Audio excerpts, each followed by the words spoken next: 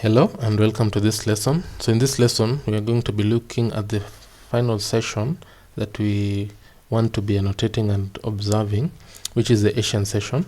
So this is the time actually between 8 p.m. New York time and midnight open. So basically between 8 p.m. and midnight open, that is your Asian session. You want to also observe what happens during this session and annotate it in your charts. So make sure that you annotate even before it occurs, and then you come and annotate after it occurs. So if you're able to annotate before it occurs, then that's fine.